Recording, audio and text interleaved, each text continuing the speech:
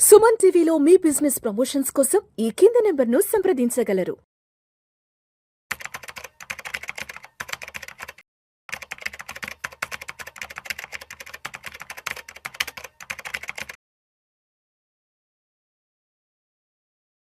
ప్రేక్షకులకి మీ రామచంద్రమూర్తి నమస్కారాలు. ఇవాళ ఏప్రిల్ 2026లో మళ్ళీ గ్రాట్యుటీ రూల్స్ అనేవి కొత్తగా మారాయి. అవేంటో చూద్దాం.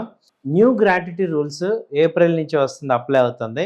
హయ్యర్ గ్రాట్యుటీ పేఅవుట్స్ వస్తున్నాయి, ఎందుకంటే లేబర్ కోడ్ మారింది కాబట్టి.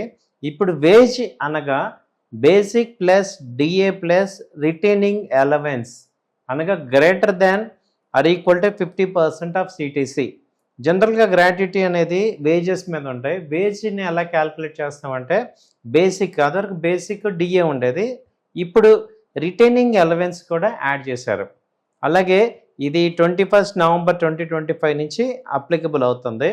అలాగే ఎలిజిబిలిటీ ఏమవుతుందంటే ఎంప్లాయీ క్రెడిబిలిటీ 1 ఇయర్ లేదా 5 సంవత్సరాల ముందు నుంచి, లేదా సర్వీసెస్ 6 months పైన ఉన్నప్పుడు ఉన్న కానించి కూడా ఇది ఎలిజిబిలిటీ అవుతుంది. అలాగే దీని ఇంపాక్ట్ ఏంటి అంటే ఇప్పుడు బేసిక్ హై పెరగడం వల్ల బిగ్గర్ గ్రాట్యుటీ అమౌంట్ అనేది వచ్చే ఛాన్సెస్ ఉంది, ఎందుకంటే బేసిక్ని పెంచడం వల్ల గ్రాట్యుటీ పెరుగుతుంది. అలాగే 66% ఇంక్రీజ్ పేఅవుట్ అయ్యే ఛాన్సెస్ ఉంది. అలాగే లాస్ట్ శాలరీకి క్యాల్కులేట్ చేస్తారు కాబట్టి ఇది పెరుగుతుంది.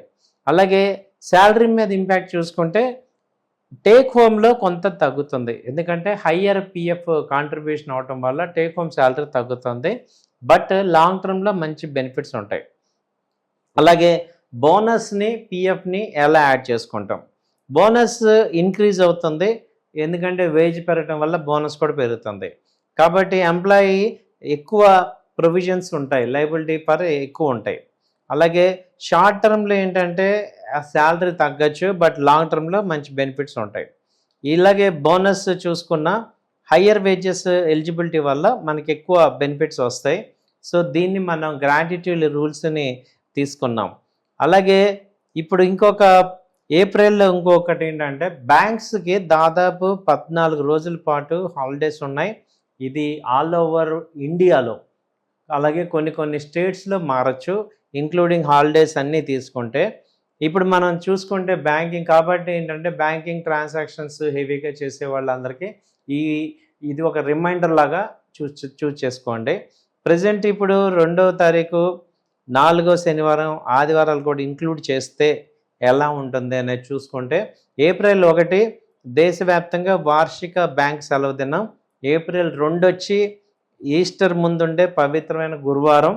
April 3 Good Friday holiday. April 5 ఆదివారం. ఏప్రిల్ 11 వచ్చి second Saturday. April 14 doctor B R Ambedkar Jayanti. 15 Bengal new year. 16 Bohag Bihu holiday. అలాగే 19 ఆదివారం. ఏప్రిల్ 20 మళ్ళీ అక్షయ తృతీయ. ఏప్రిల్ 21 గరియా పూజ త్రిపురలో.